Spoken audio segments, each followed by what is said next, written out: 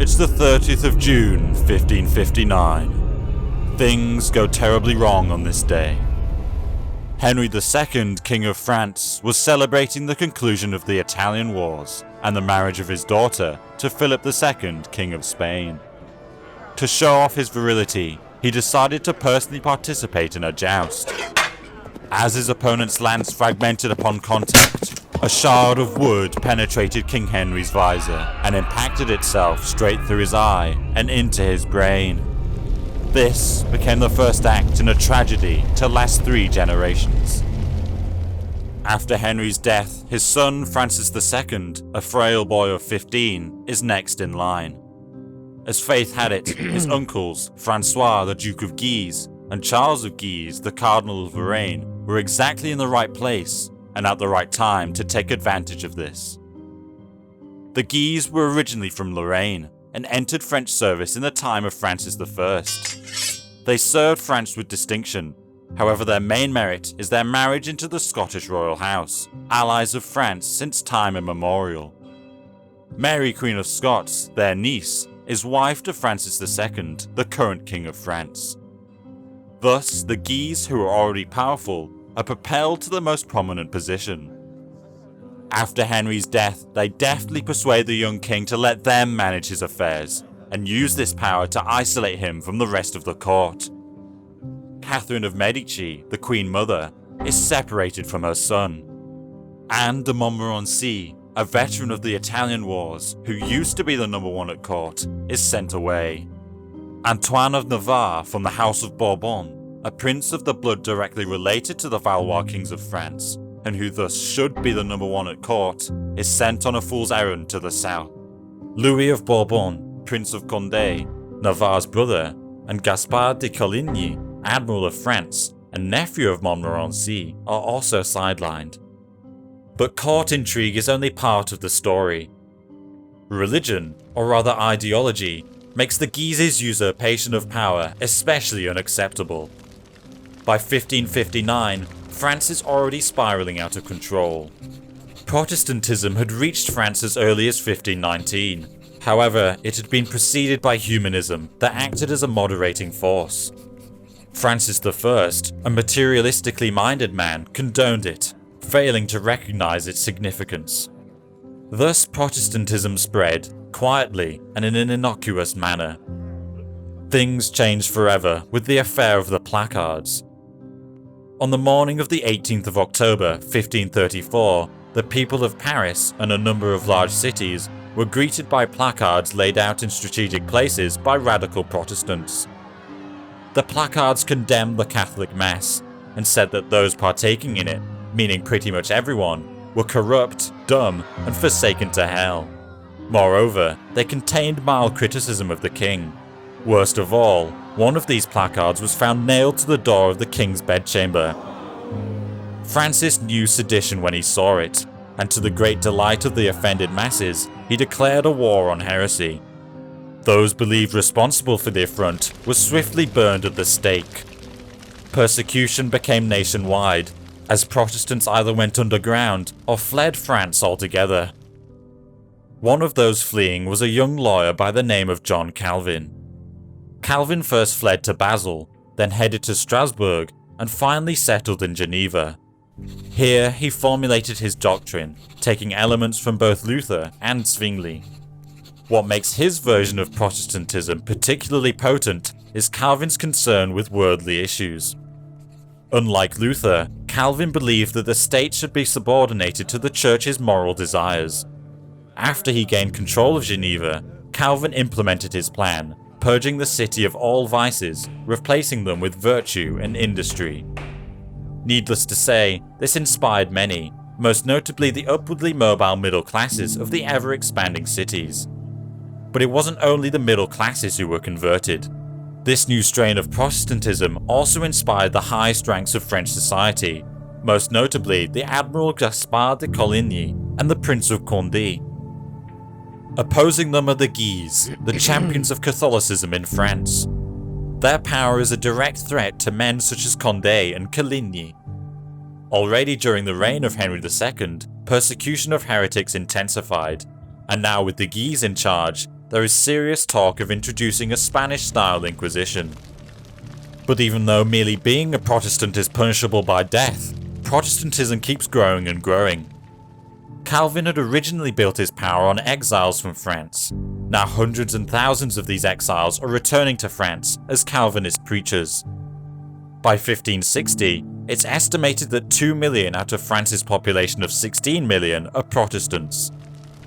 As the repression increases throughout 1559, there are more and more calls for something to be done. Aside from questions of belief, the government of the Guise is increasingly unpopular on other fronts too. After 6 decades of fighting the Habsburgs for supremacy, France is bankrupt beyond belief. The national debt amounts to 4 times the yearly income, and many soldiers and functionaries haven't been paid in years. Banditry and crime skyrocket. This is when a group of Protestants decide to take the law into their own hands. Their plan calls for a small group of elite soldiers to descend on the court, disarm the guards, arrest the Guise, and take the king under their protection. But as the plan progresses, the number of participants in the plot also keeps swelling. Inevitably, people start to talk, and the authorities find out. Alarmed by this, Catherine of Medici attempts to propose concessions. But the plot is already underway, as thousands of suspicious persons gather around Amboise, where the court is residing. Being well prepared, the Guise offer a robust response, rounding up most of the conspirators. To Catherine's urging, the king offers them clemency in return for peace. But a few days later, the plotters try again. This time, the Guise are given a free hand. 1,200 Protestants are hunted down and put to death. Contrary to expectations, this only makes things worse. Protestants start to arm themselves. Violent insurrections and riots break out all across France. The worst cases are in the Occitan region in the south, the heartland of the Bourbons. This is not surprising, since centuries ago this was the land of the Cathars, and later the Waldensians. But other regions also side with the Protestants. All the way from Lyon through Provence, through the Loire Valley and into Normandy, countless towns and cities side with the Protestants.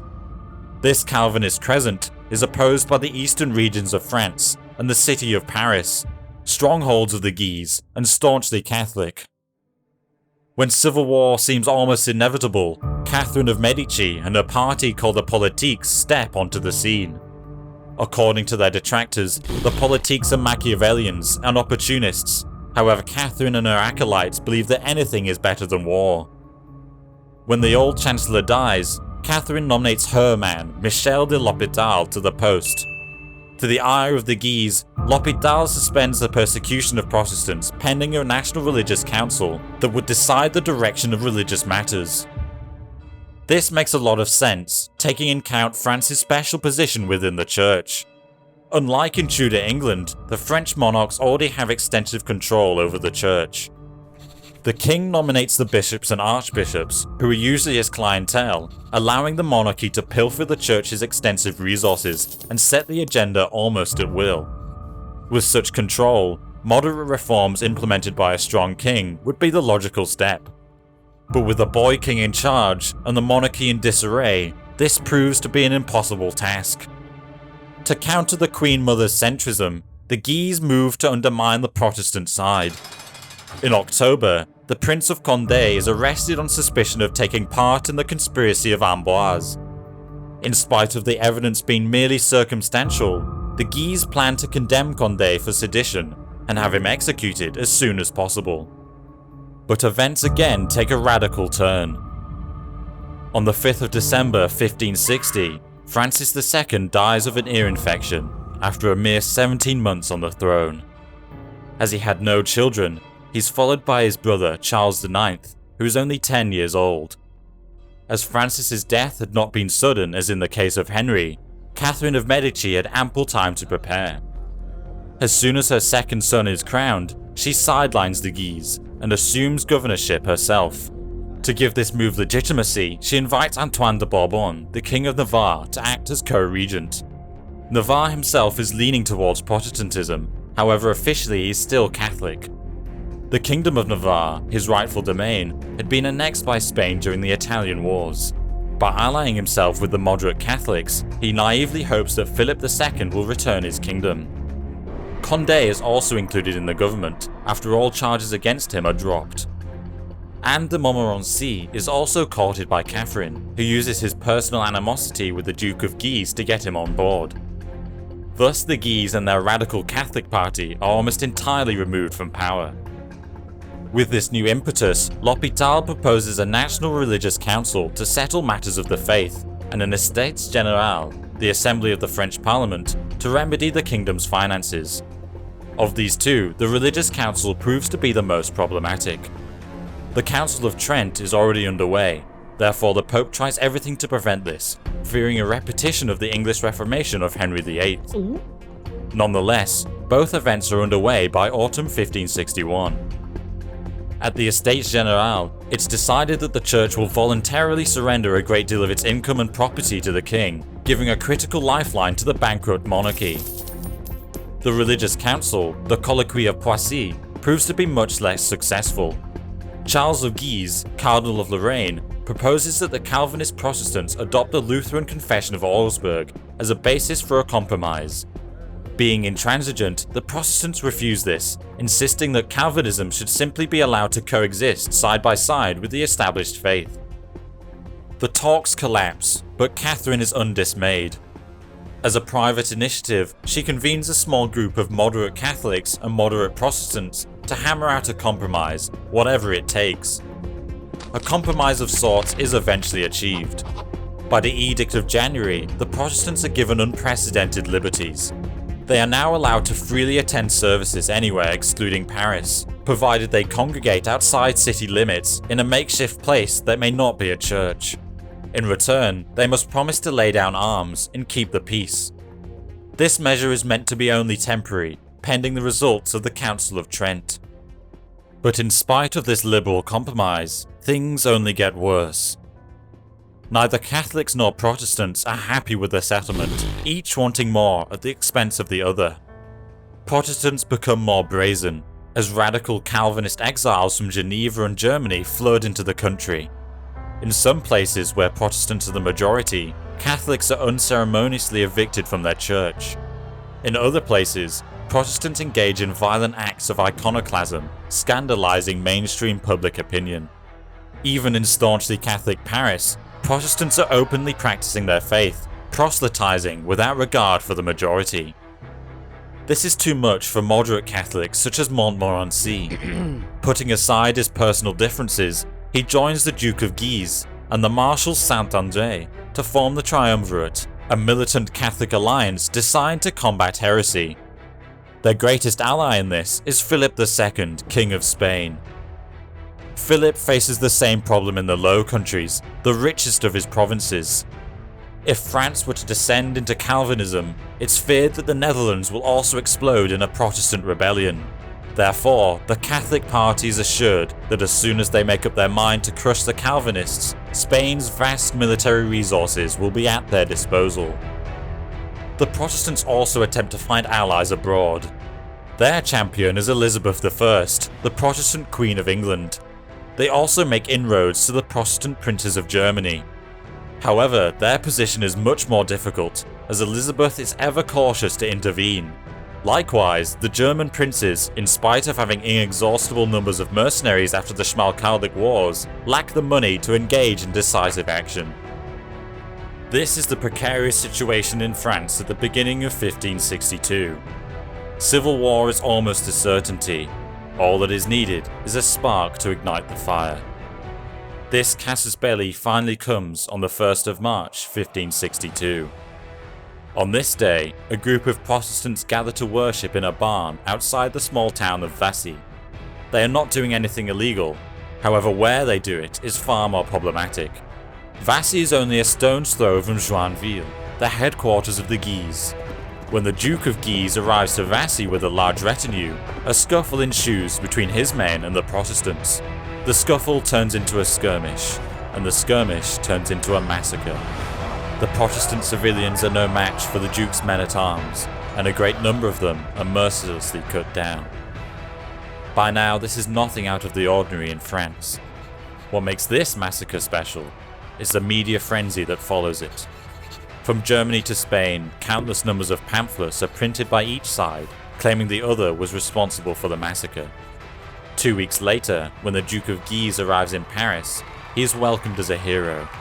The scandalized Catholic masses side with him to the last man. Sometime later, Conde also attempts to enter Paris at the head of 3,000 horsemen. However, by this time, Paris already resembles an armed camp. The king and the queen mother are at Fontainebleau at this time. Catherine still hopes to calm the situation, but her pleas fall on deaf ears. Several massacres of Protestants occur throughout France, and this only escalates the situation further. Realizing that war is inevitable, Conde races to Fontainebleau to secure the king. However, the Catholics get there first and carry away the young king and his court to Paris. Seeing this, the Protestants elect Conde as their leader, with Coligny as his deputy. The Huguenots arm themselves and repel to Orléans, the largest city of the Loire Valley, and begin to provision themselves for a long war. Thus begins the First French War of Religion. It's April 1562. The whole of France is up in arms. After the massacre at Vassy and the seizure of the king and his court by the Guise, war seems inevitable. Conde occupies Orléans, as countless towns and cities also fall to the Protestants. In Rouen, Le Havre, Tours and Lyon, Protestant fifth columnists overpower the Catholics. Conde is elected supreme commander and protector of the Huguenot cause.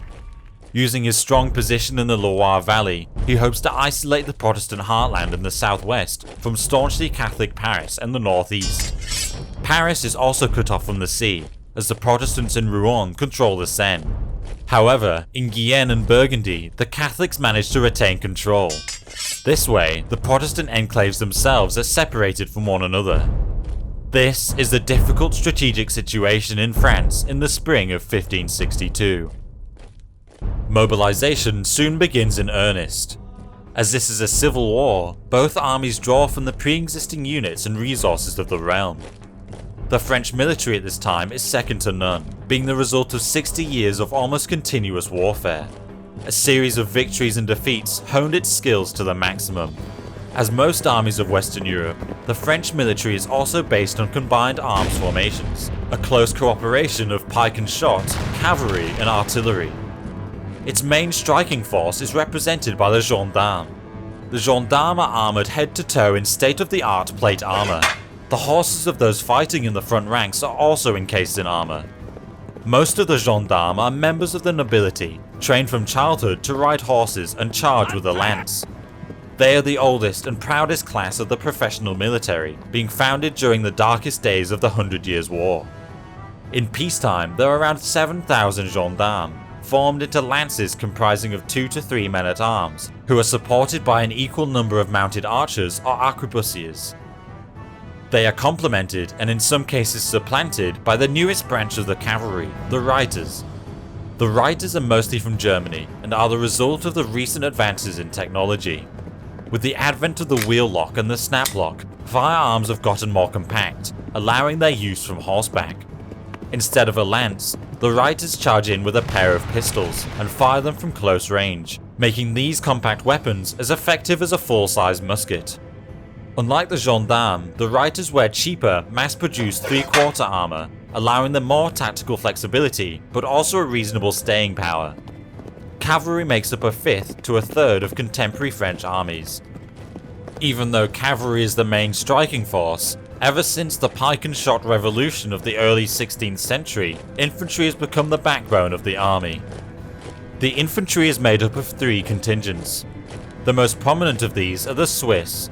The Swiss have been incorporated into French armies even before the Italian Wars, and have traditionally formed the core of the infantry.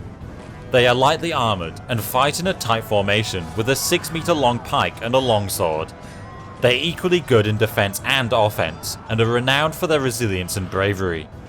The Swiss are somewhat handicapped by a reluctance to adopt firearms, these soldiers only making up a tenth of their formations. The Swiss are complemented by Landsknechts. German soldiers who are originally modelled on the Swiss. The Landsknechts are known for their colourful dress and flexibility on the battlefield. Like the Swiss, they fight in a tight formation with a long pike and a sword. However, unlike the Swiss, they have a sizable contingent of musketeers and arquebusiers within their ranks. Landsknechts are inferior in courage and unit cohesion when compared to the Swiss. However, they are able to mitigate this by a clever combination of pikes and firearms. Additionally to these foreign troops, there's also a contingent of French infantry. The first of these formations was established by Francis I in the 1530s, who modelled them on the Landsknechts. Similarly to the Landsknechts, they fight in tight formations with an even higher ratio of muskets to pikes. As far as discipline and effectiveness are concerned, these can vary to a large degree. Veteran regiments can be as good as the Landsknechts, while newly established ones a little better than city militias. Additionally to these two arms, there is also the world-class French artillery. The French have been among the first to establish a professional corps of artillery. Their guns are manned by full-time soldiers, and have proven decisive not only in sieges, but also in fully fledged battles like at Ravenna. Thus, the quality and availability of soldiers is no issue for either side. The logistics of gathering up and paying the armies, however, proves to be far more challenging. Most active duty forces are concentrated on the border regions of France, protecting the country from the Habsburg lands that surround it. Mustering all these soldiers to where they're needed will take months. Getting the indispensable Swiss and German contingents will take even longer. Moving the artillery proves to be the most daunting task, as thousands of teamsters and pioneers need to be hired to shift the guns, powder and shot. And all of this has to be done on a shoestring budget, the kingdom being bankrupt since the death of King Henry. To mitigate their poverty, the royalists appeal to the bankers and merchants of Paris, as well as foreign aid from Spain and the Pope. The Protestants themselves first seize all regular incomes from the regions they control, and supplement this with the confiscation of church property, as well as generous donations from an extensive network of Calvinist congregations. French units are split down the middle. Most Protestants join the Protestant cause, while those who are Catholic, as well as a small number of Calvinists who hold the law supreme, join the royalist side. Recruitment of foreign regiments is less direct, being handled by local agents of the French crown. As most of these mercenary captains remain loyal to the king, their side has the advantage in the long run. The Protestants are more efficient in the short term, quickly amassing decisive numbers at Orléans. However, due to Conde's indecision, they squander this initial advantage, holding back for months in their defensive positions.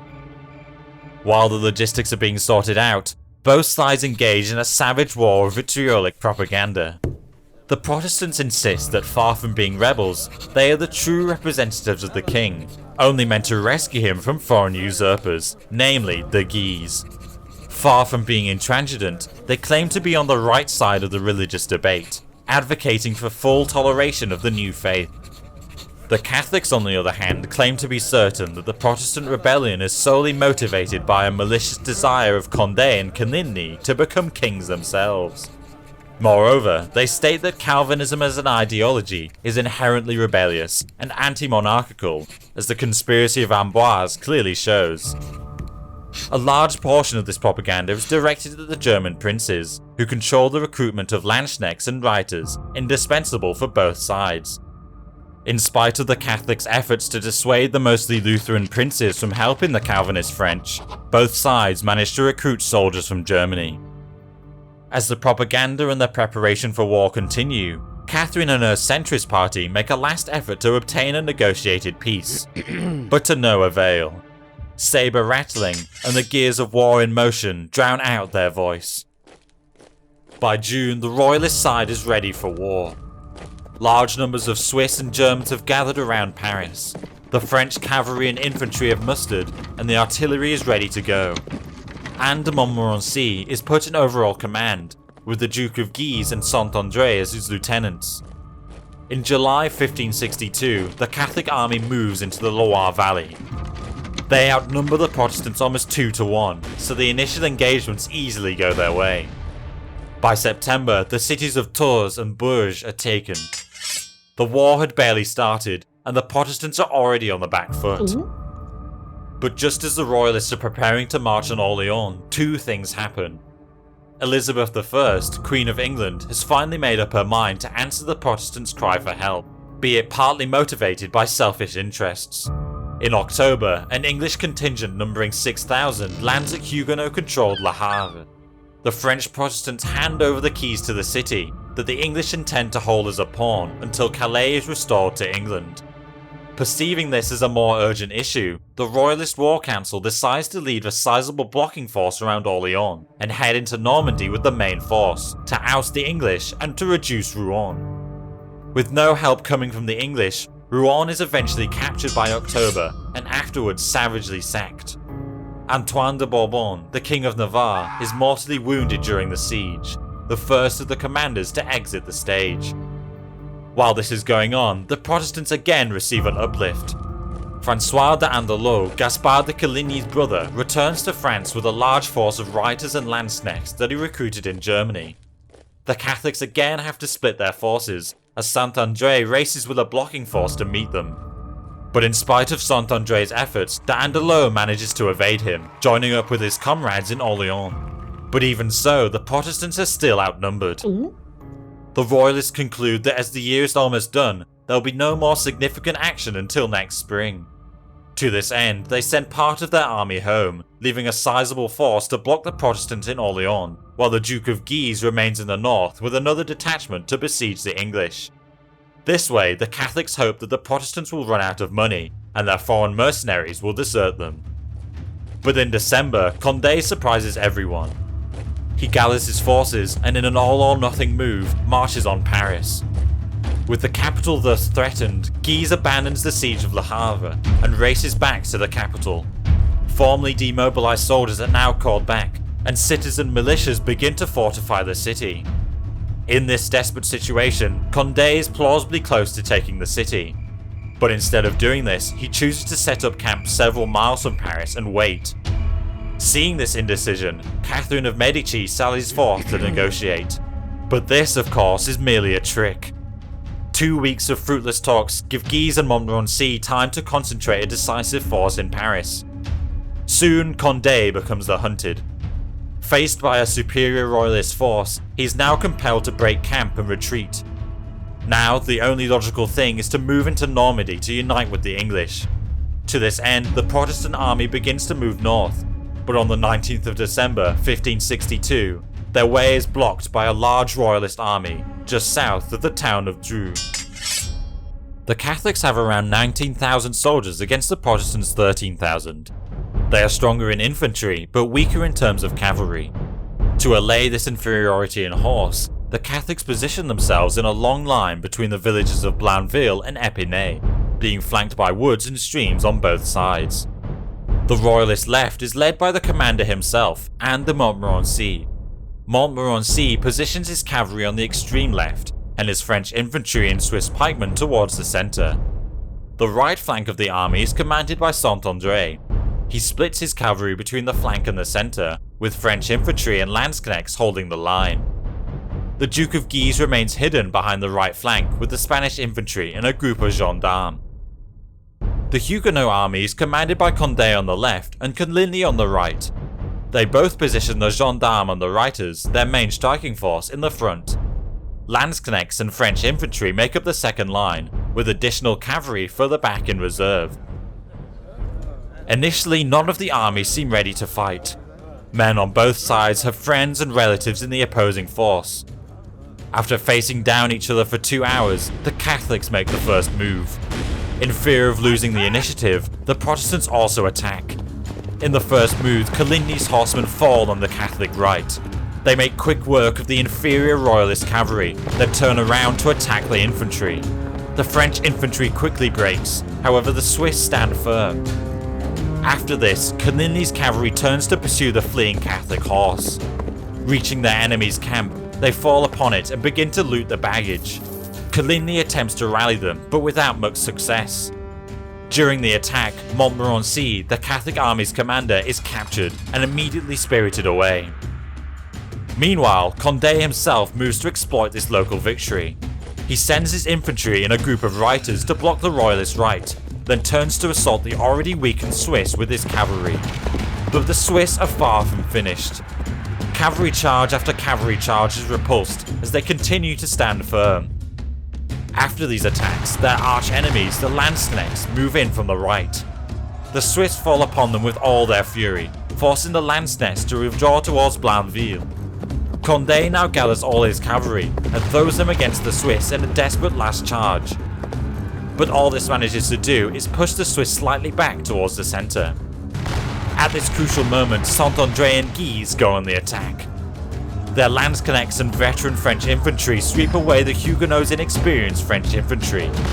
When the Duke of Guise attacks with his fresh gendarmes and Spanish infantry, the Landsknechts either yield or die on the spot. The Reiters are also forced to flee. Conde attempts a desperate charge, but his men are cut down and he is taken prisoner. In the last act, Coligny, who finally managed to rally his gendarmes, makes a failed attempt to rescue the situation.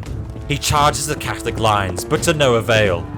The masses of Catholic infantry repulses every attack, the only result being the capture and slaying of Marshal Saint-André. As night falls, Coligny and his remaining men are forced to retreat. By the end of the battle, at least 9,000 men are dead. The Protestants have barely any infantry left, but their cavalry is still more or less intact. This prevents the Catholic army, who have very little cavalry left, from mounting an effective pursuit. Nonetheless, the Duke of Guise, the only Catholic commander left, does all in his power to follow up on the victory. By the beginning of February 1563, the main army is besieging Orléans. D'Andelot is left to defend the beleaguered city with a handful of infantry and citizen militias. Meanwhile, Coligny mounts a chevauchée into Normandy in the vain hope of obtaining help from the English or distracting the main Catholic force. By mid-February, the situation in Orléans is hopeless. The Catholics are preparing for a final assault that will undoubtedly carry them to victory. This is when an alleged Huguenot deserter sneaks up on the Duke of Guise, fires his pistol, and mortally wounds the last Catholic commander. With Guise's death, the siege stalls, and Orléans is given a reprieve. Now that almost all the major figures are out of the game, Catherine of Medici sees a chance for peace. Ignoring that the Protestants were on the brink of defeat, Catherine strives to obtain a negotiated peace. By this, she hopes to obtain a balance of power, where her party of moderates would become the kingmaker. After Conde and Montmorency are released, peace is achieved by the Edict of Amboise.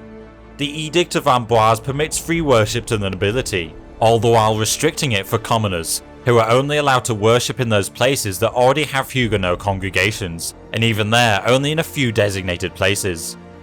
Church property is to be restored, and the German mercenaries are to be paid from the royal coffers. Given the outcome of the war, this settlement seems fair, but predictably none of the parties are happy with it. Resistance to the edict is initially high, with Paris and Lyon being the most reluctant. But eventually they likewise yield, as France settles into an uneasy peace. It's 1563. The vicious war that pitted Frenchmen against Frenchmen had just ended. The royalist army acquitted itself well. However, with the assassination of the Duke of Guise, the Protestants snatched victory from the jaws of defeat by obtaining a negotiated peace. Catherine of Medici and her centrist party of Politiques, who were the architects of this peace, now take the lead. Catherine's idea for a lasting peace is to play off one faction against the other. Until Montmorency quarrels with the Guise, and the Guise quarrel with Conde and Coligny, Catherine can rest assured and pretend to be the only adult in the room. After the German mercenaries are gotten rid of, Catherine endeavours to unite Catholic and Protestant in a common cause. In May 1563, the united French army marches against the English, who still occupy Le Havre. The English are ousted by August, and subsequently Catherine makes her next move. To cement her power, the 13-year-old Charles IX is declared an adult. This way, no one can have formal influence over the king, but Catherine can still exercise her informal motherly control. To show the provinces their power, Catherine and her son embark on a grand tour of France. The royal progress is planned to take 2 years, giving Catherine and the court ample time to hear all grievances and pacify all quarrels. Starting from Fontainebleau, the court first covers the east and southeast of the country. To her dismay, Catherine discovers that the country is still up in arms. All her divisive peace has achieved is more discontent. Catholics who feel cheated by the peace begin to arm themselves. They set up regional leagues, intended to do what an impotent government won't. In response to the Catholic leagues, the Protestants also set up their armed groups. Catherine does her best to quench the flames, but all this does is hide the problem. By 1565, the royal progress reaches the southern city of Bayonne. Here, Catherine meets with the Duke of Alba, the representative of the King of Spain. The talks are tense, as there is already much friction between France and Spain.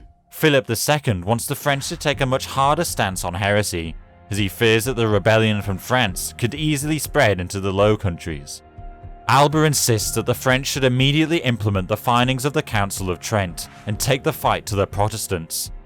Catherine insists that compromise is the best solution, and that Spain should stay out of France's business. The Duke of Alba leaves empty-handed, as the court continues its progress northward. But the conference has further ramifications. To Alba's insistence, the Protestants were not invited. This spawns a series of conspiracy theories referring to what really took place at the meeting. The most radical Protestants allege that Catholic France and Catholic Spain are planning their demise. Ooh. When a wave of iconoclasm breaks out in Flanders in the summer of 1566, these rumours gain even more ground. Philip II fears that his governor had lost control of the province. To rectify this, he orders the Duke of Alba to raise a large army of veterans in Italy, then take these troops north to intervene in the Low Countries. 10,000 men are gathered by 1567, to be joined by further contingents from Germany. In June, Alba begins his march. The route, later to be known as the Spanish Road, takes him through Savoy, into the county of Burgundy, through Lorraine and Luxembourg, finally arriving in Flanders. This is dangerously close to France. Catherine knows that this procession may well instigate the Protestants to rebellion. Therefore, the kingdom preemptively hires 6,000 Swiss mercenaries to guard the border. Eventually, Alba reaches the Netherlands without issue. However, the Swiss are not disbanded. Even though the Crown insists that this is merely a precaution, the Protestants are convinced that this force is about to be used against them. Something must be done. To this end, the Protestants gather 1,500 horsemen in total secrecy, intended to capture the king and his court to liberate them from Catholic conspirators. Unlike at Amboise, this plot is only found out once it's already in progress. The court is at Meux near Paris, almost completely unarmed. Catherine sends an urgent message to the Swiss to force march to Meux. The Swiss get there just in time, and the king is saved from the conspirators. The court and the Swiss retreat to the capital, closely followed by the Protestants. Since Conde and Coligny had time to prepare, they have the superior forces. But even this is not enough to besiege Paris, so Conde instead contents himself to blockade the city.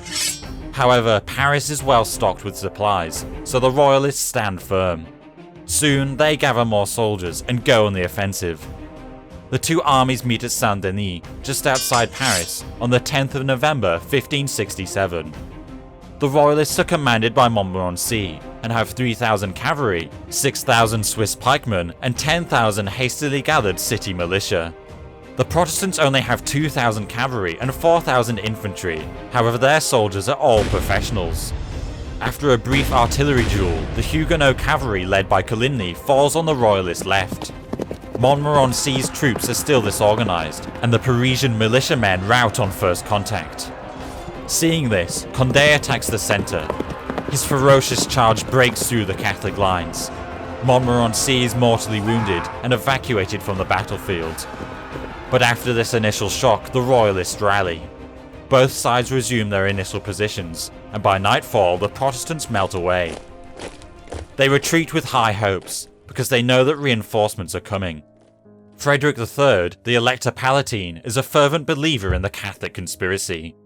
With covert funds coming from England, he equips a large army of writers and landsknechts to help the Huguenots. In December, his son, John Casimir, leads this army into France. The Catholic army is now nominally under the command of the king's younger brother, Henry, Duke of Anjou, who is assisted by Tavannes, the governor of Burgundy. They try to catch up with Conde, but the Protestants slip away. In January 1568, Conde manages to join up with John Casimir. Now the royalists become disheartened and take up defensive positions while waiting for more reinforcements. Soon immense forces gather on both sides, but none of them is willing to engage, as memories of Dreux are still weighing heavy on their minds. With no battle on the horizon, dwindling funds and the country in ruins, reason inevitably prevails. The Peace of Longjumeau is negotiated in March, ending the Second War of Religion. But Longjumeau is merely a reiteration of the previous peace, and thus doesn't solve anything. Lawlessness and violence only increase, and more Catholic and Protestant leagues are formed. Demobilization proceeds slowly, especially for the royalists. After the Protestants complacently let all their soldiers go, the royalist side decides to retain a sizable force. Since Montmorency's death, the Guise, represented by the young Duke and the Cardinal of Lorraine, have gotten closer to power. They have no intention to let the Protestants off the hook. To this end, they preemptively occupy the Loire Valley, the main area of contention in the previous wars. They are encouraged in this by Spain, Philip II promising large reinforcements if the French finally decide to destroy heresy. Events are going well for Alba in the Low Countries, as he appears to have crushed the malcontents. In June 1568, the Counts of Egmont and Hoorn are executed. This news is received in France with consternation. With such high-ranking Calvinists on the chopping block, the French parallels are inevitably drawn. When Conde and Coligny find out that their lives are in danger, they flee to the Protestant stronghold of La Rochelle. Countless numbers of their co-religionists follow them, as La Rochelle becomes the new Huguenot capital. The Royalists already have considerable forces in the field. They position one contingent to guard Orléans, and another further south to block the Protestants from getting German support. By autumn, a stalemate sets in, and the winter is spent with inactivity, as both sides are waiting for reinforcements. The Protestants in La Rochelle receive considerable help from English privateers. They also make a pact with the leaders of the Dutch Calvinists, the Prince of Orange and his brother Louis of Nassau. In December 1568, after a failed invasion of the Low Countries, Orange leads his army into the northeast of France, knowing full well that any Huguenot victory will strengthen his own side. Now the Catholics have to split their forces once more to block the Dutch rebels in Picardy. They are somewhat compensated by Spanish and German reinforcements that arrive early next year. While this was going on in the north, a different kind of fight was happening in the south. In this hilly country that was always prone to heresy, Huguenot guerrillas rule the field. The so-called Army of the Viscounts is led by none other than the Count of Montgomery, the very man who mortally wounded Henry II. Montgomery maneuvers carefully with his ragtag army of volunteers, defeating the Catholic armies at every turn. By 1569, the Catholics in the south only hold parts of Provence and the cities of Bordeaux and Toulouse. Now the logical step is for Conde to sally from La Rochelle to unite with this southern army. The Protestants soon set out with a large force, aiming to avoid the Royalist army. But the Catholics successfully pursue them and catch up with the Huguenot rearguard at Jarnac on the 13th of March 1569. In a swift and bloody engagement, the Protestants are routed, and the Prince of Conde is captured when his horse falls. Moments later, he is shot execution style, no doubt in revenge for the assassination of the Duke of Guise. As a result, Coligny becomes the leader of the Protestants. In spite of the defeat at Jarnac, all is not lost. Coligny manages to escape with most of his army. Once in the south, he begins to reorganize his forces, encouraging them with the news of another German army that is gathering to relieve them. Indeed, by summer the Germans are once more ready to march. Wolfgang of Zweibrücken advances into France with lightning speed, capturing La Charité on the Loire.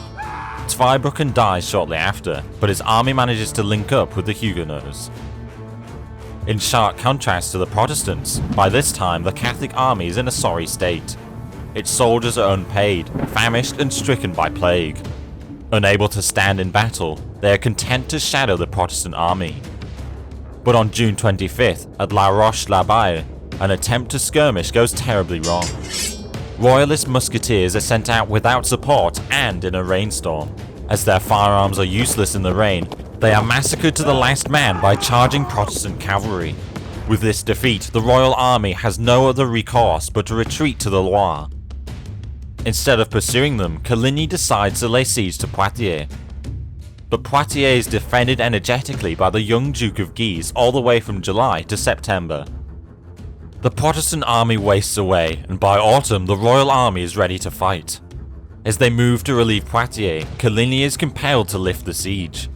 He tries to retreat south, but on October 3rd, 1569, the Catholic army catches up at Moncontour. Coligny tries to slip away, but a mutiny among his lanzknechts delays him for 2 hours. This gives enough time for the royalist army to deploy to block him. Now the Protestants are forced to give battle. The Catholic army is larger, with 8,000 cavalry and 15,000 infantry, made up of French, Swiss, German and Spanish contingents. The Protestants only have 6,000 cavalry and 12,000 infantry. The battle starts with a cannonade that targets mostly the infantry. The first move is made by the Catholic right, who fall on the Protestant left. In the vicious melee, Coligny has to divert reserves from his right flank. The Protestants manage to push the Catholics back, but in a fight with royalist reiters, Coligny is wounded and forced to retreat. Next, the Duke of Anjou leads a cavalry charge against the Huguenot right. The attack nearly fails, but then the Catholics send in the reserve. The Protestant reiters fall on the Swiss in an attack that is doomed to fail. As they withdraw, they leave the Protestant lanzknechts dangerously exposed. Seeing disaster unfold, Coligny orders a general retreat. The cavalry manages to disengage, but the infantry is trapped. The Swiss furiously attack the lanzknechts and massacre them nearly to the last man. For good measure, they also cut down much of the French infantry. The Protestant losses are enormous, with 8,000 killed or captured. The Catholics barely lose 1,000 men. Nonetheless, the Catholics fail to exploit this stunning victory. Coligny is allowed to flee south. Instead of pursuing them, the royal army engages itself in ruinous sieges around La Rochelle. But all this achieves is to degrade the Catholic army while Coligny replenishes his forces in the south.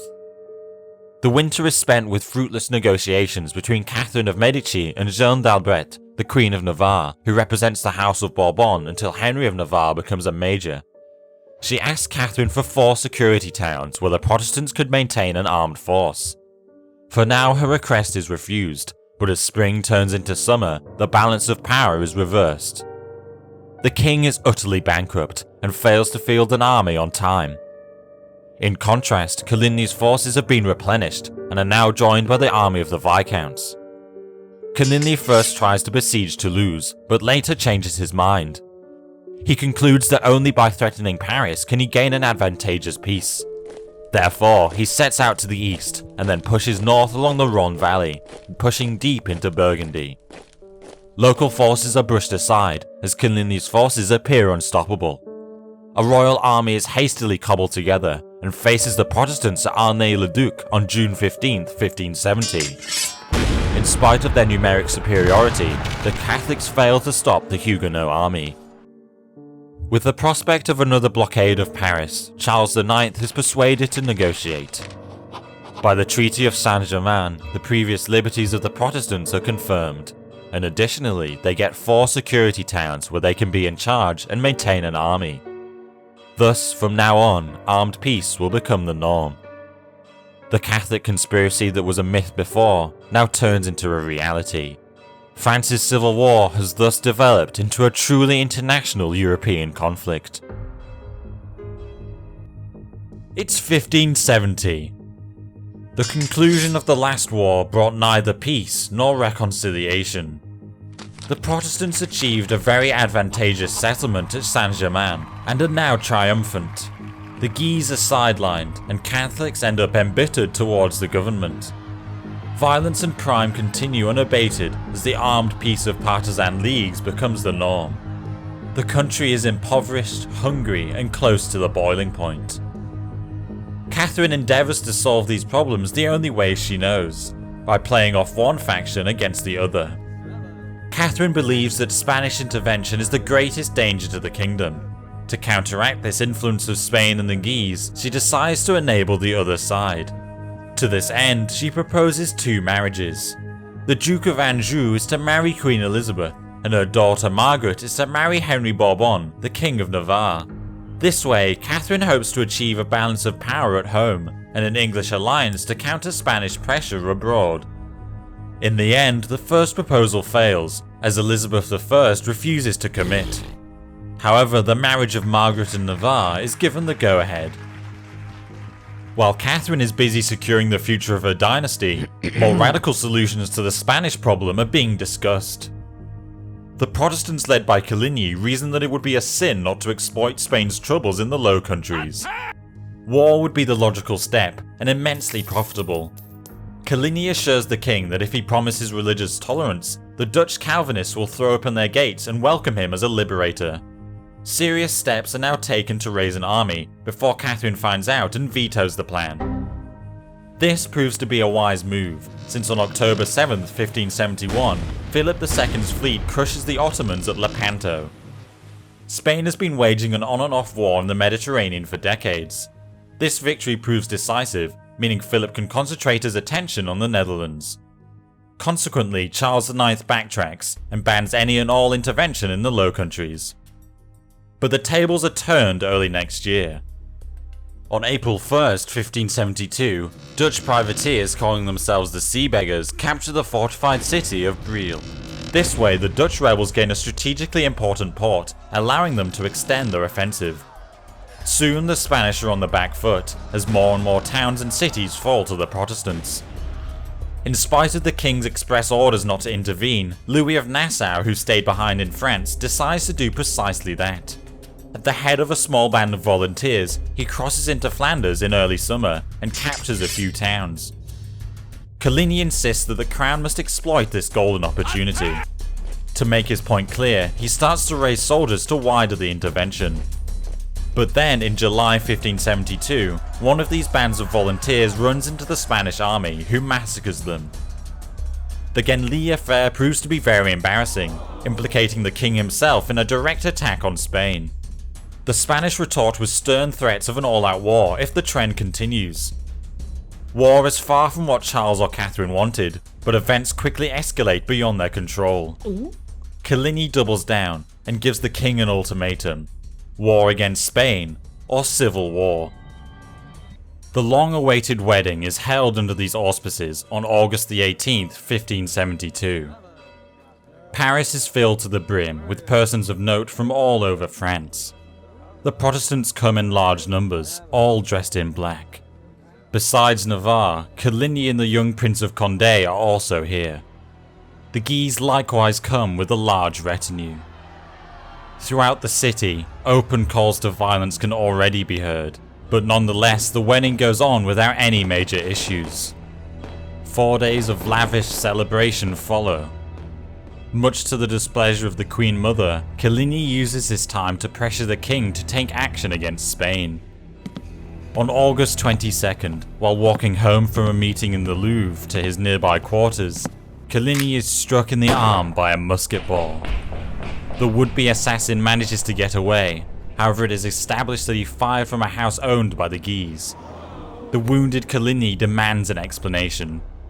Charles and Catherine visit him and solemnly vow to find the culprits.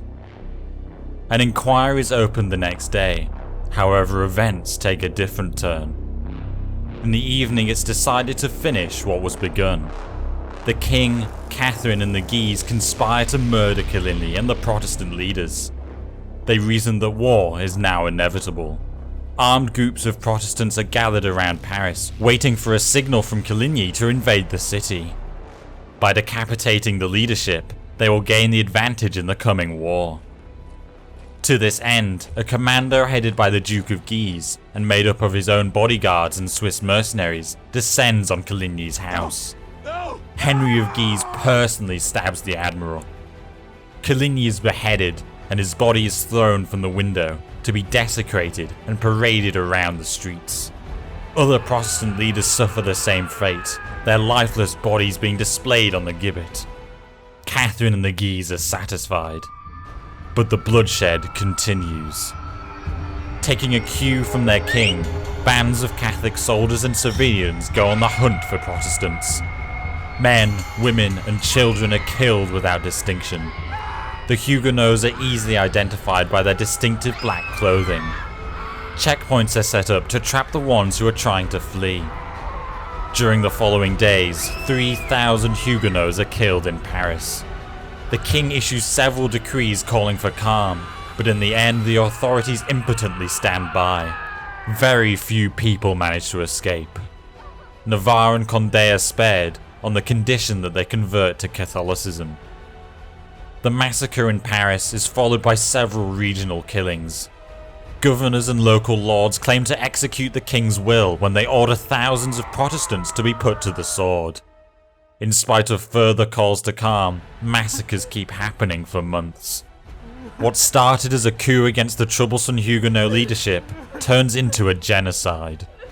For every Huguenot killed, 10 are forced to renounce their faith. Many flee abroad, never to return to France. Protestant communities in the north are greatly weakened. Those in the south fare somewhat better. The actual war starts in September 1572, when La Rochelle refuses to pay taxes. The king immediately starts to raise an army, but being penniless, this is easier said than done. The Swiss and even the Germans give Charles the cold shoulder. Without proper soldiers, the royalist offensive takes months to materialise. December and February are mostly spent with marshalling supplies. A smaller army goes to besiege Sancerre, while Anjou heads to La Rochelle with the main force. The port city of La Rochelle is fortified with high curtain walls and medieval towers. However, during the wars, Italian-styled angled bastions had been erected at key points. The people of La Rochelle have every reason to fight. Some of them went all the way to Brazil to seek religious freedom. Being turned out from the French colony of France-Antarctique, they came back only to be murdered by their own king. Surrender is out of the question now.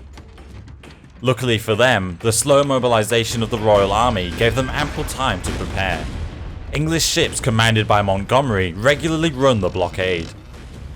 By the end of January, Anjou finally manages to close down the harbour. By April, a breach is made, and the royalist trenches reach the moat of La Rochelle. 8 assaults are launched against the walls, all being repulsed by dogged resistance and enfilading fire from the neighbouring bastions. The royal army suffers horrendous casualties that are compounded by bad weather and disease. In May, the Protestants manage to sneak in a ship laden with gunpowder. The Catholics in turn are reinforced by 6,000 Swiss. The siege reaches its climax in June. Anjou throws everything against the breach, however the Protestants anticipate the attack and they are prepared. An inner wall had been erected just behind the breach, providing an ideal killing field for the Huguenot musketeers. This attack is also beaten back, and Anjou becomes exasperated. He is saved from embarrassment by a most unlikely event. Poland's ruling dynasty had just died out, and when forced to choose between 2 Habsburgs and a Valois, the Polish nobility picked the Frenchman. Having been chosen to be the king of an exotic country gives Anjou the perfect pretext to lift the siege. The Peace of La Rochelle, a very unfavourable one for the Protestants, is signed in June 1573, concluding the Fourth War. But peace is only achieved on paper. Lawlessness is at its highest level since the start of the conflict. Harsh taxes and famine lead to peasant revolts all over the country. Catholic and Huguenot lords are killed alike, the peasants blaming the upper classes for the continuation of the war. Meanwhile, in towns and cities, the various leagues gain ever more ground. It only takes a few months, until February 1574, for the war to resume. Huguenot insurgents seize several towns in the north, south and centre of the country. The king musters 3 small armies to deal with the guerrillas. The group in the north receives special attention, as this one is led by Montgomery. Eventually, Montgomery surrenders in the hope that he will be treated fairly. But when Catherine lays her hands on her husband's killer, Montgomery is beheaded without mercy. The other 2 expeditions make less progress.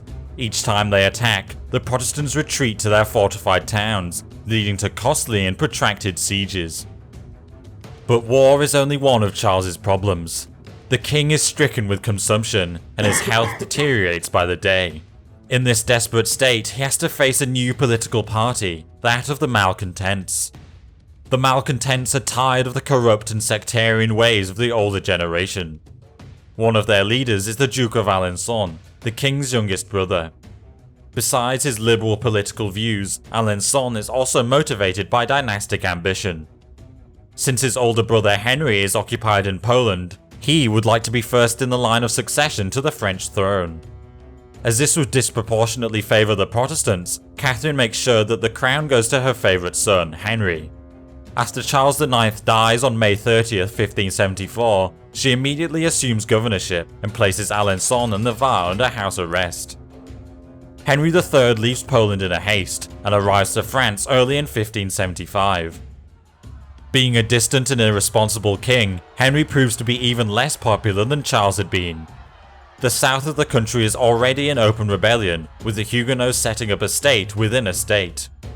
The region's governor, Henry of Montmorency d'Amville, Anne de Montmorency's son, is one of the malcontents.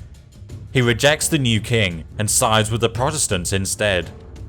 Now Henry has no other choice but to turn to the Guise, who already act as proxies of Spain. His troubles intensify when Alençon and later Navarre escape from the court. The two have thousands of followers who rally to their side. Conde, who escaped earlier, is already in Germany recruiting an army. As the coalition's forces bear down on him, Henry III is only left in control of the area around Paris and the west of the country. Faced with impossible odds, the king is forced to sue for peace.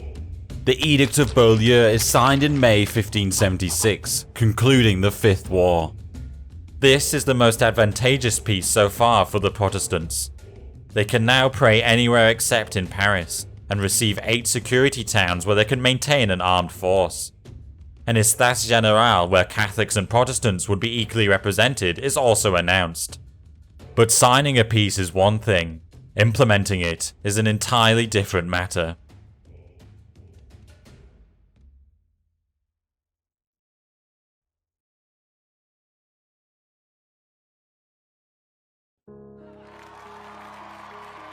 It's 1576. France is at peace after the Edict of Beaulieu, but the country is more divided than ever. Catholics are outraged at the unprecedented concessions granted to the Protestants. Many have lost faith in their king, whom they view as a weakling, unable or unwilling to defend them. The last straw, as they see it, is the granting of the governorship of Picardy to Conde. This is obviously a Huguenot plot to link up with the Calvinist Dutch rebels, therefore it must be stopped at all costs. To this end, the Catholics set up a powerful regional league to defend themselves from Protestant encroachment. Seemingly overnight, a series of similar Catholic leagues are formed all over the east, north and centre of the country. The king at first is taken by surprise, but then quickly decides to preempt trouble by seizing the initiative. For this reason, Henry organises an Espace Général at Blois, but almost all the delegates who arrive are Catholic. Initially, the king proposes reforms, however all the delegates want to hear about is war. Therefore, Henry changes his tone, and confesses that he himself would like to attain better terms. But war is a costly matter, and he will need money. At this point, the Estat lets him down, offering only a paltry sum for the war. When the offensive starts in 1577, Henry has barely enough money for 4 months. Consequently, after a few minor sieges, the offensive staggers to a halt. Unable to take action, the king is forced to make peace with the Huguenots. The Peace of Bergerac is signed in September 1577, ushering in 7 years that will be almost free of war. But the absence of major actions does not mean an end to hostilities. Small-scale war is now endemic in France. Bands of soldiers in the hire of particular lords roam the countryside, ambushing and skirmishing with opposing bands, laying waste to the meagre belongings of the commoners left and right. Violent peasant revolts break out in the affected regions, with the peasants themselves forming war bands to attack the nobility. War, pestilence, and failed harvests bring France to its lowest point. Unperturbed by this, Alençon, who has since been promoted to Duke of Anjou, is still on a quest for personal glory. Eager to prove himself, he organizes a small force and proceeds to invade the Low Countries. Once there, the Dutch rebels promise him everything, including the crown, the only condition being that he himself has to remove the Spanish. But Anjou is penniless, and he can't count on support from Henry or Catherine, who have been opposed to this project from the start. Undaunted, Anjou goes to England and proposes to Elizabeth I. But Elizabeth, who has dealt with much bigger men than Anjou, rejects him after a brief lead-up. Dejected and disabused, Anjou returns to France a broken man. Meanwhile, France reaches the boiling point once more. The seventh and shortest war breaks out in November 1579. The cause is the same as in the previous war. Conde tries to claim the governorship of Picardy, and the Catholics go out of their way to prevent this. Hostilities also break out in the south, but the war peters out after a few minor sieges. Most Protestants don't want a war, and will be content with the reaffirmation of their rights. Henry obliges, and guarantees those rights provided by the Edict of Beaulieu. Unsurprisingly, the Catholics are greatly displeased by this. The casual violence of a peaceful period simmers on for 4 more years, before things finally come to a head. Anjou dies on June the 10th, 1584. This means that unless Henry III produces an heir, the throne will fall to Henry of Navarre. Since the king is not interested in women, and longevity is also not on his side, a Calvinist king is almost a certainty now. Henry III tries to compromise by inviting Henry of Navarre to adopt Catholicism. When Navarre refuses, Henry of Guise feels compelled to act. Thus commences the longest and bloodiest episode of the conflict, the War of the Three Henrys. Catholic leagues all over France agree to unite under the leadership of the Guise.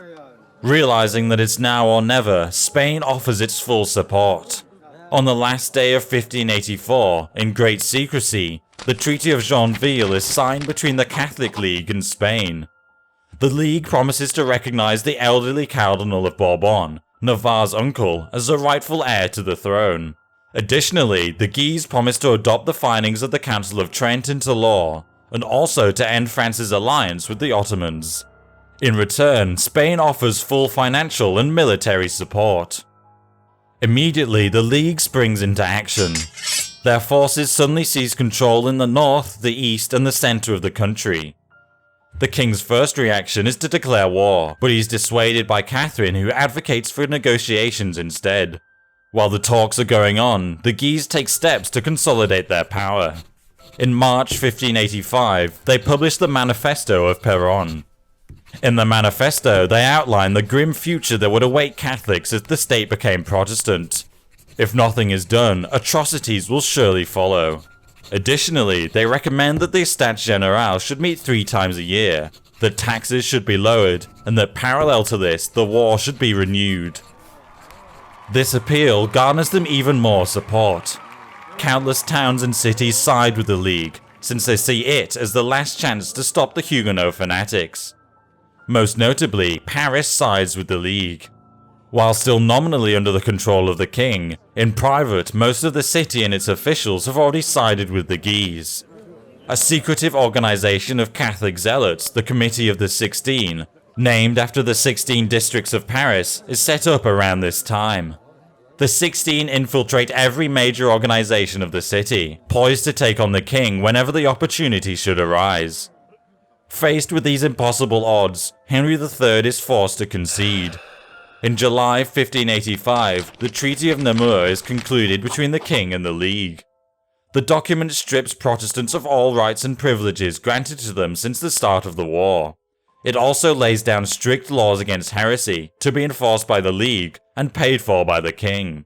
Furthermore, the Catholics too would receive a number of security towns where they could maintain a permanent army. Thus humiliated, Henry withdraws for a time, leaving political matters to his mother and the war to the League. Bolstered by Spanish silver, the Catholic League goes on the offensive in 1586. Small-scale sieges and skirmishes make up the initial actions. Henry of Navarre and the Protestants are taken by surprise and adopt a defensive position. They ask for help from the usual places: Queen Elizabeth and their longtime backers in Germany, Frederick III, Elector Palatine, and his son John Casimir. By 1587, a large army of Germans and Swiss is being raised in the Palatinate from money supplied by the English. Faced with foreign intervention, the king determines to take to the field. He puts together a large force and stations it in the Loire Valley. As his first move, Henry sends a sizable advance guard led by one of his favourites, the Duke of Joyeuse, to engage the dwindling forces of Navarre. Navarre plans to sally from La Rochelle and move south where he can gather more men and await the arrival of the Germans. Joyeuse is determined to intercept him. He achieves this on the 20th of October, 1587. Unable to retreat, Navarre offers him battle near the village of Coutras. The two forces are almost evenly matched, with Navarre having 4,000 infantry and 1,500 cavalry, while Joyeuse commands 5,000 infantry and 1,800 cavalry. Navarre anchors his left flank on the village and his right flank on a forested area. He arranges his cavalry in the center and his infantry on the flanks. However, he also positions small groups of musketeers among his cavalry, whom he orders to fire only when the enemy is a few paces away. Additionally to tactical innovations, Navarre also implemented technological changes. His gendarmes no longer charge with a lance, instead they use a pair of pistols. This offers them an advantage in the countercharge, since they can now inflict damage first on those who charge them, then attack the stunned enemy with swords. Joyeuse falls into this trap with gusto. After a brief artillery bombardment that mostly affects the Catholics, Joyeuse orders his left flank to engage the Huguenot right. His cavalry charges its opposing number and achieves limited success. Meanwhile, his infantry engages the Protestant foot. The Huguenots stand firm and repulse this initial attack. Next, Joyeuse orders all his cavalry to charge. By the time they reach the Protestant lines, they become disorganized. They are met with devastating fire that in an instant decimates them and puts them to flight.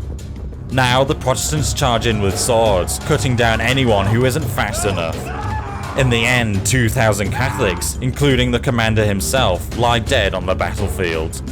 The Protestants suffer minimal casualties. After obtaining this stunning victory, instead of mounting a pursuit, Navarre unremarkably decides to stay put and wait for the Germans. Indeed, the Germans were mobilizing throughout the summer of 1587. John Casimir decides to give the command to Fabian von Dohna. According to Navarre's orders, Dohna is to march straight to the Huguenot south to join up with him as soon as possible. But instead, Dohna makes an extended stop in Lorraine, pondering whether he should loot the duchy or not. After this, he marches his force due northwest towards Paris. While the king remains stationary with the main force, Henry of Guise is sent with a scant force to stop the 7,000 Germans, 12,000 Swiss, and 2,000 French in the expedition. Remarkably, he manages to do this. On the 26th of October 1587, he falls on the German camp in a daring night attack. This skirmish doesn't achieve much, but it does demoralize an already confused enemy. Soon enough, the Swiss are paid off, leaving the Germans to stand alone. Nonetheless, Dohna pushes on all the way to the town of Auneau. He settles into the town and begins to plan his next move. Unbeknownst to him, Henry of Guise hid musketeers within the town, while he himself lays an ambush outside the walls. On the 24th of November, as Dohna prepares to leave the town, Guise pounces on him. The Germans are routed and barely manage to regroup. Seeing that the Duke of Guise is just days away from an absolute victory, the king decides to intervene. He bribes the Germans to leave, promising them safe passage, hoping that this way he can minimize Guise's contribution. Having dealt with this problem, Henry III returns to Paris. But as the news of Guise's stunning victory and the pitiful defeat of his favourite reaches the city, Henry discovers that his popularity among Parisians is close to zero. Worst of all, the Duke of Guise demands the governorship of Normandy in return for his services. Henry III deems this excessive, as he considers the Guise already powerful enough. To stave off trouble, the king banishes the Duke from Paris. Little does he know that a terrific plot is already being hatched against him.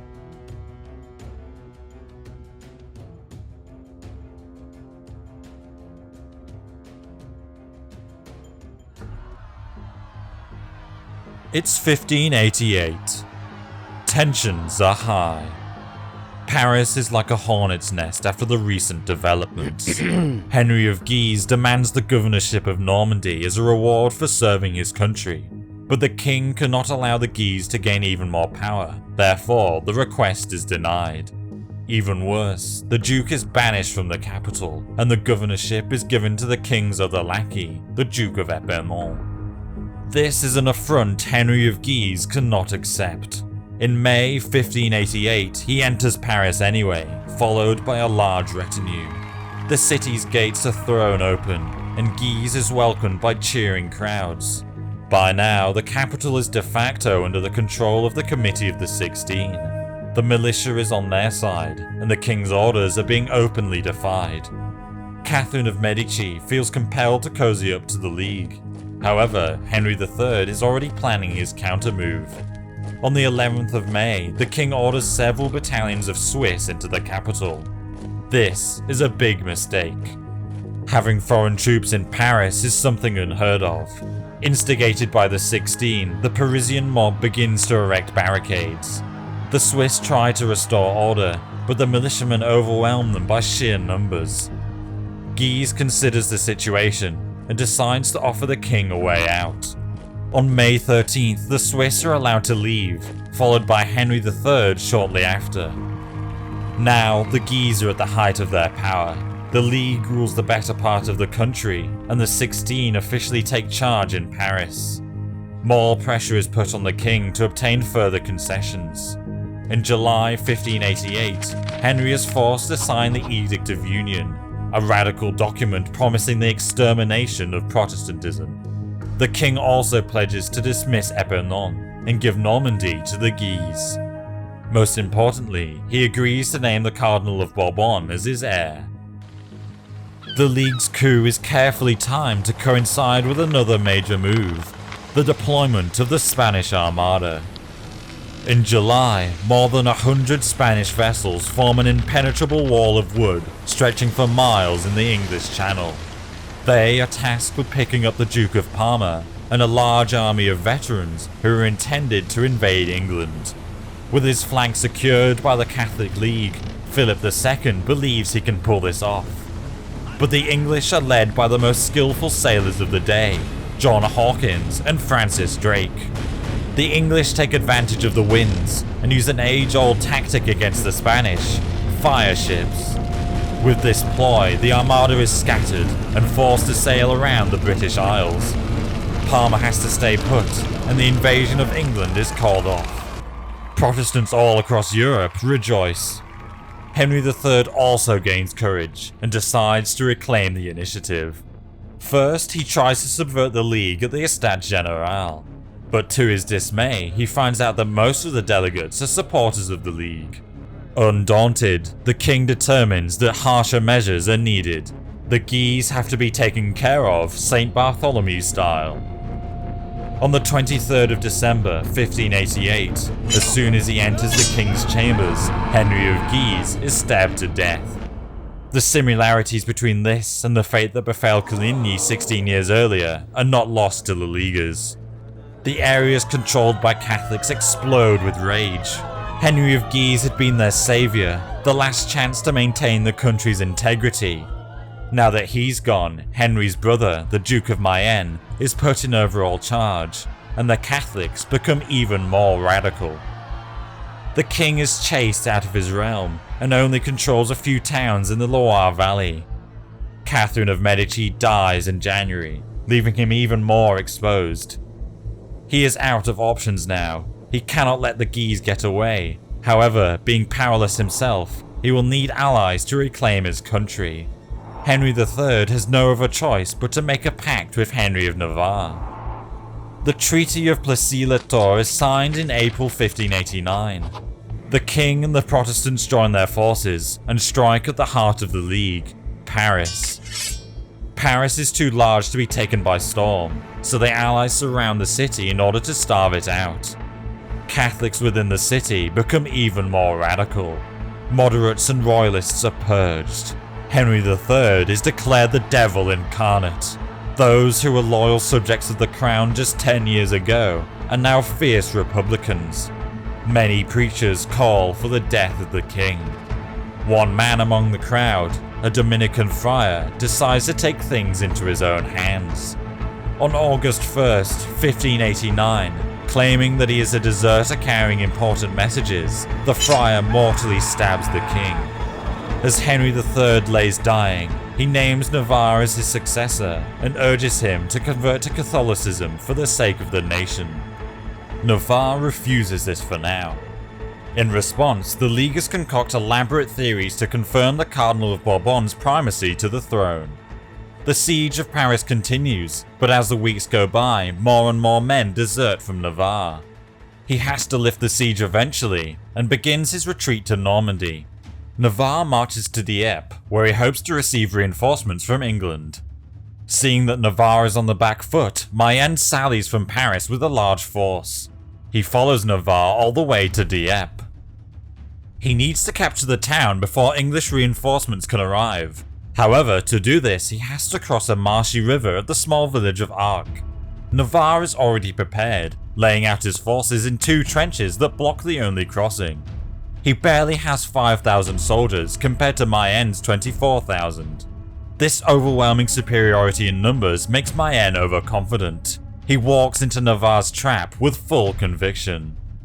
On the 21st of September 1589, as a dense fog settles over the battlefield, Mayenne makes his first move. He sends forth a battalion of Germans who pretend to be deserters. The men in the first trench take the bait. The Germans suddenly turn on them, as Mayenne himself launches a cavalry assault. The League's forces manage to overwhelm the first trench. However, when they get to the second trench, they are welcomed with murderous fire. The fog suddenly clears, allowing the gunners in the fortress of Arques a clear view. Now the League's forces receive devastating flanking fire, in addition to being shot at from the trench. This is too much for Mayenne's forces, and they give up the battle. Mayenne tries to take the crossing a few more times, however Navarre manages to hold on to his positions. Soon reinforcements arrive from England and from the south of France. Now Mayenne has to retreat and Navarre follows. The League's forces regroup in Paris. Meanwhile, Navarre preoccupies himself with small sieges around the capital. He blockades Paris during November, however his forces are insufficient to prevent reinforcements from reaching the city. The siege becomes futile, so Navarre returns to winter quarters. Hostilities resume in the spring of 1590. Navarre approaches the capital and draws the League army to the northwest. The two armies meet on the 14th of March 1590 at the village of Ivry. Navarre is again outnumbered with 11,000 soldiers against the League's 16,000. Both sides arrange their forces in mixed blocks of cavalry and infantry. Again, the main difference is that while the League's cavalry still charges with a lance, Navarre's cavalry are all pistoliers. The first move is made by League cavalry who charge Navarre's lines. The initial engagement is soon joined by more cavalry squadrons in the centre. Henry of Navarre personally enters the fray, putting his life at risk to achieve victory. When Navarre's reserve charges into the flanks, the League's centre begins to unravel. Mayenne has to retreat, leaving behind a great number of dead and wounded. Navarre remains stationary for 2 weeks, then moves to besiege the capital for a second time. Even though the defenders outnumber the attackers, given the last battles, the League's forces are reluctant to venture out of their defensive positions. But Paris is ill prepared for the 4-month siege. Stockpiles of food soon dwindle, and the defenders begin to eat dogs and horses. By August 1590, 30,000 people, a tenth of the city's population, die of starvation. But they still refuse to surrender because they know that relief is on its way. The Duke of Parma, Philip II's best general in the Low Countries, is already on the march to relieve Paris. As Parma nears the capital, Navarre is forced to detach part of his army to block the Spanish. Parma refuses to engage, and as more and more besiegers are funneled from the siege, a group of Spanish cavalry manages to sneak across the lines to bring supplies to Paris. Navarre realizes that the siege is pointless, therefore he disengages and splits up his army to do minor tasks. By the spring of 1591, Navarre is very short on funds, so he has to disband most of his army. Meanwhile, the League becomes divided. The 16 are increasingly unpopular, as they become too radical even for the hardliners. Therefore, Mayenne launches a coup and deposes the 16, taking over leadership in Paris himself. While this was going on, the League's political position became even more untenable. In May 1590, the Cardinal of Bourbon dies, stripping the League's arguments of all plausibility. To keep up the spirit, new candidates are proposed, such as Mayenne, the young Duke of Guise, or even Philip II. But none of these candidates inspire any enthusiasm, and the League rapidly loses momentum. By autumn 1591, Navarre receives funds from England and the Dutch, and hires a large army of Germans. More reinforcements arrive from England, and Navarre goes on the offensive. In November, he commences the siege of Rouen, in the hope that by capturing it, he can cut off Paris from the sea. The defenders of Rouen endure the siege for months, knowing well that, as before, relief is on its way. The Duke of Parma invades once more, and arrives before Rouen in January 1592. Navarre dispatches his cavalry to delay the Spanish, but Parma repulses their attack. A series of maneuvers follow, and as Parma crosses the Seine to conduct a siege, Navarre also crosses in the hope that he can trap the Spanish between the river and the sea. But Parma quickly builds a pontoon bridge, and just as Navarre is planning his final move, he evacuates his forces across the river. After this, Parma force marches to Paris and reinforces the garrison with Spanish soldiers before heading back to the Netherlands. But by 1593, all parties are tired of war. Hunger, banditry, pestilence, and peasant revolts reach a record level. Both sides are in low spirits, as fighting seems to go on forever with no end in sight. To resolve the impasse, an Estat General is called. Various candidates are proposed for the throne, including the Spanish Infanta. However, by now, most Catholics are distrustful of Spain. They would like law and order to prevail, but they would also require a Catholic king.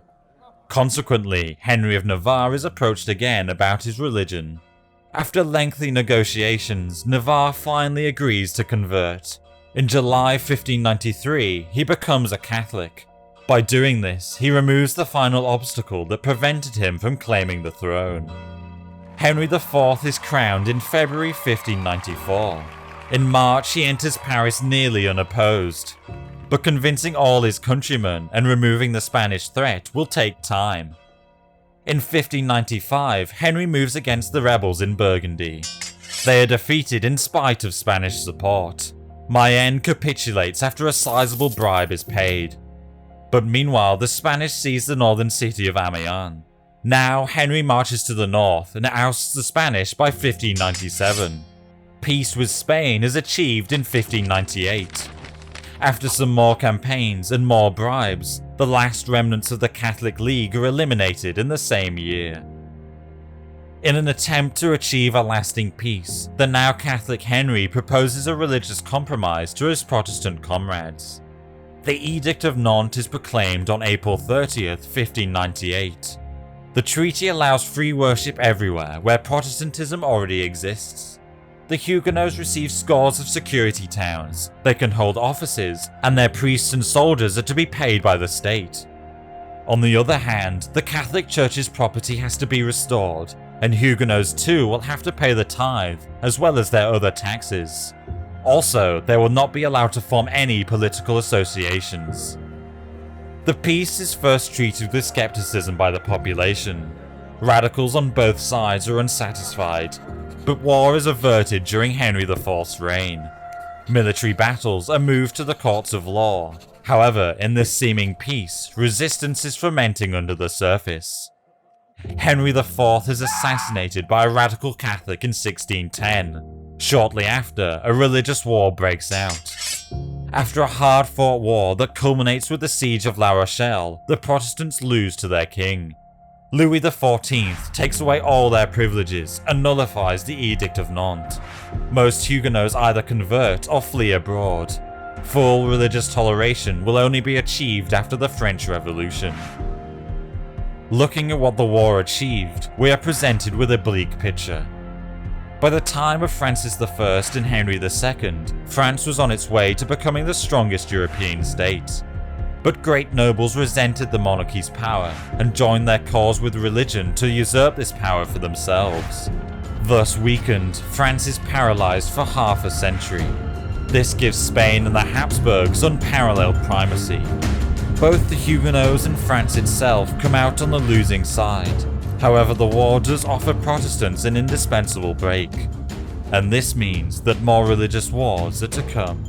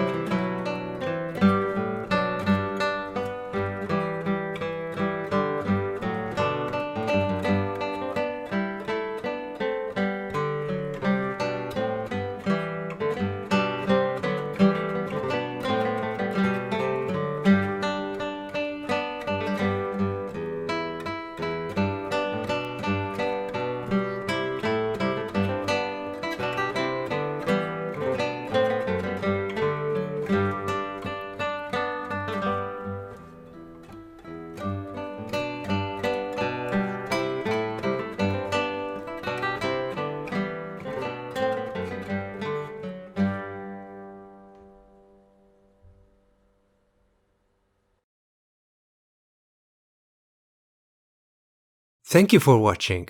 Please like, share and subscribe, it helps with the algorithm. Check out my Patreon if you want to help me on this journey. Links down below.